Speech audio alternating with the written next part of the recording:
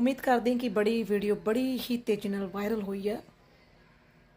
हिंदी में बात करती हूँ फिर भूल जाती हूँ क्योंकि बहुत लोगों को पंजाबी समझ नहीं आती कि इन्होंने जो नगर कीर्तन निकाला था खोतिस्तानियों ने, उसमें इन्होंने बहुत बड़े बड़े नारे लगाए कि जो भी गोरे, कोई जर्मन से आया, कोई फ्रांस से यहाँ के सेटल हुआ, कोई इंग्लैंड से आया, कोई न्यूजीलैंड, स्विट्जरलैंड, जो भी अलग अलग कंट्रीज से आके यहाँ पर सेटल हुए हैं, ये कह रहे हैं कि कनाडा छोड़ो और कनाडा छोड़ के यहाँ से निकल जाओ। खालिस्तानी यानी कि खोतिस्तानी लोग बोल रहे हैं कि ये कनाडा देश हमारा है और हम अपना खोतिस्तानी यहीं से बनाएंगे और तुम गोरे लोग निकलो यहाँ से। देखिए कब से जस्टिन ट्रूडो को ये लोग, भारत सरकार ये समझा रही है कि इनको पनाह मत दीजिए, इनको पनाह मत दीजिए। जैसे पाकिस्तान ने उग्रवादी तैयार किया था और वो उग्रवादी ही पाकिस्तान पे भरा पड़ गया, सेम जस्टिन ट्रूडो ने इन खालिस्तानियों को पनाह दी है। यहाँ पर बड़े बड़े जो वांटेड मुजरिम है, क्रिमिनल्स है, उन्हें कनाडा में शरण दे दी। अब वो यहाँ पे उन्होंने क्राइम रेशियो बढ़ा दिया। अब इनकी इतनी हिम्मत है, देखिए इतनी हिम्मत हो चुकी कि कह रहे हैं कि गोरे यहाँ से निकले, ये देश हमारा है, हमें अपना खोतों स्थानियों का राज यहाँ पे बनाना है। कितने खोते चाहिए होंगे सोचो इनको, क्योंकि एक एक खोते स्थानी घोड़ा तो इनको अपनी काठी पे बैठाएगा नहीं, तो एक खोतों पे बैठेंगे, खोतों के ऊपर बैठ के सवारी करेंगे। और उन्होंने उस नगर कीर्तन में घोड़े लेके निकले, मतलब इतना जुलूस निकाला है। जो गंदगी ये पंजाब में डालते थे, जो गंदा माहौल इन्होंने पंजाब में बनाया, सेम वही गंदा माहौल इन्होंने कनाडा में बना दिया। आज हमें मुझे ये कहते हुए बड़ी शर्म महसूस होती है कि मैं जट सिख पंजाबी फैमिली में पैदा हुई हूँ। ऐसे होते हैं सिख, और ख़ास तौर पे जट। एक ज़माना था जब लोग फ़ख्र से बोला करते थे मैं जट है।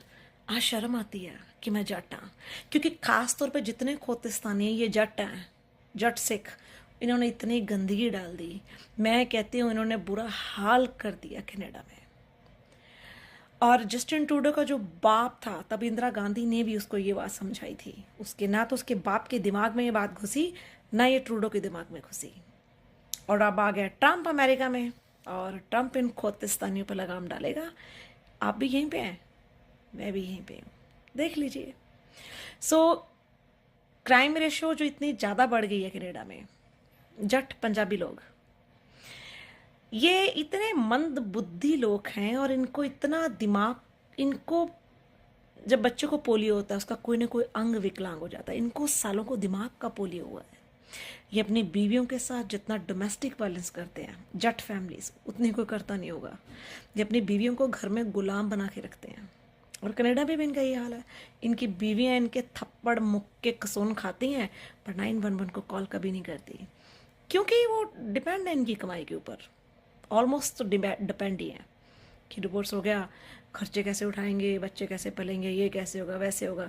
ऐसे टाइप की जो औरतें होती हैं वो सिर्फ छित्तर कसून ते मुक्के खान वास्ते बनिया होंगी हैं, तो वो खाने भी चाहिए, डिज़र्व कर दी हैं।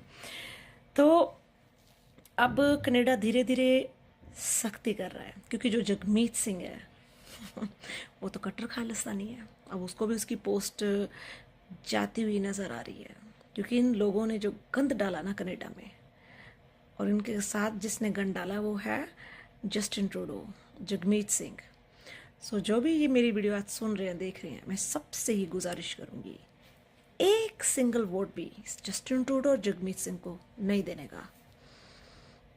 अगर आपने इनको वोट दिया और जताया, आने वाले 5 साल इससे भी ज़्यादा बुरे होंगे कनाडा में, कि आपका, हम लोगों का रहना मुश्किल हो जाएगा और हम वापस बैक होम इंडिया जाना पड़ेगा, क्योंकि इतना गंद डाल देंगे ये लोग। इतनी अब्यूज़ लैंग्वेज यूज़ करते हैं औरतों के साथ, बच्चों के साथ। मुझे देख लिए, मैं भी एक औरत हूँ, नीचे गंदे गंदे मैसेज किए होते हैं, मैं ब्लॉक लिस्ट में डाल देती हूँ। तो यहाँ से इनका पता चलता है कि औरतों को कितनी रिस्पेक्ट करते हैं। जो भी कौम, जो भी नस्ल, जो भी धर्म औरत की इज्जत नहीं ना करेगा, बुज़ुर्गों की इज्जत नहीं ना करेगा, मैं उस धर्म को फिट्टे मुंह बोलती हूँ। आप गुरुद्वारा में हाल देख लीजिए इनका, एक कैसे गुल्लक के पीछे कितना लड़ाई झगड़ा है इन लोगों का। सोचिए, इन जट सिखों की गुल्लक के पीछे इतनी लड़ाई है गुरुद्वारों में, कि एक दूसरे की पगड़ियाँ उतार देते हैं, तलवारें निकाल लेते हैं, क्या कुछ नहीं करते हैं। सोचिए, जो ये जट सिख गुरुद्वारे में जिनके पास यूनिटी नहीं है, कहाँ से लेंगे ये खालिस्तान, कहाँ से मिलेगा। बोल रहे हैं कनाडा में बनाना है, वो तो आपको भी पता है, मुझे भी पता है, ना कभी बना है ना कभी बनेगा इनका खोतियों का स्थान। सो बात करते हैं 1984 की। अगर ये 1984 वाला मुद्दा लेकर बैठे हो, 1984 में ये हुआ, इतने सिख काटे गए, मारे गए, हिंदू बोल रहे इतने हिंदुओं को मारा गया सिखों के द्वारा, हमें उसका न्याय चाहिए। भाई अब मेरा भी मुद्दा है 1947, मुझे 1947 का न्याय चाहिए, जब इतनी लाशें ट्रेनों में भर के सिखों की आई थी और इतनी ट्रेन लाशों से भर के मुसलमानों की उधर गई थी। मुझे वो जस्टिस चाहिए। कौन देगा मुझे वो जस्टिस? 1947 का जो दौर था वो निकल गया, वो गुजर गया, वो बड़ा मुश्किल दौर था लोगों के लिए जो निकल गया। क्या उस समय में हुआ जो कत्लेआम, उसको दोहरा दोहरा के उस कत्लेआम के लिए गंद डालें आज की जनरेशन के साथ? आज के इस युग में जो समय बीत जाता है वो वापस नहीं आता। आप उस समय के लिए फाइट कर रहे हो, बेवकूफ़ी नहीं तो क्या है। लोग तो आगे निकलते हैं पास्ट को भूल के। अब ये 1984 के बस मुद्दा लेके बैठ जाते हैं, तो ठीक है भाई, मेरी भी आपसे गुजारिश है खोतिस्तानियों, 1947 का भी जस्टिस चाहिए। अगर आप लोगों को 1984 का चाहिए, मुझे 1947 का चाहिए। कितने बुजुर्ग, बच्चे, बेटियां, क्या कुछ नहीं हुआ था 47 में जब इंडिया और पाकिस्तान अलग हुए थे। कितने लोगों को बेघर होना पड़ा, अपना घर, ज़मीन, जायदाद छोड़ के पाकिस्तान से इंडिया आए। कईयों के बच्चे वहाँ छूट गए, कईयों की बेटियों को उठा के ले गए, उनको सारी उम्र अपनी एक रखैल बना के रखा। और कई मुस्लिम बहनों को पंजाब में हमारे जट परिवारों ने अपनी रखैल बना के रखा, सारी उम्र उनसे बच्चे पैदा किए, उनसे गुलामी करवाई। ये बात मुझे मेरी फैमिली बताती कि उनके गांव में ऐसे 2-3 परिवार थे जिनकी बीवियां मुसलमान थी, और वो औरतें बोलती थी कि हमें जाने दो क्योंकि हमारे बच्चे पाकिस्तान पहुंच गए हैं, प्लीज़ अल्लाह का वास्ता है हमें जाने दो। पर जट्टां ने उन्होंने जान नहीं दिता। सो ऐदा ही जट्टां दियां कुड़ियां मुसलमानों ने रख लियां। वो 1947 का अगर आप जस्टिस दे सकते हो ना, इतनी लाशों का, इतने कत्लेआम का, इतने बहू बेटियों की इज्जत लुटी, तो फिर हम भी आपके साथ 1984 के जो भी आपका जस्टिस चाहिए, हम भी आपके साथ हैं। पर पहले 1947 आता है, आप उसमें स्टैंड लीजिए। 1984 तो बहुत बाद में आता है। फिर आप बात करते हैं ये हो गया वो हो गया। भिंडी को क्या ज़रूरत थी बताइए हरमंदिर साहब में छुपने की? क्यों गया वो वहाँ पर?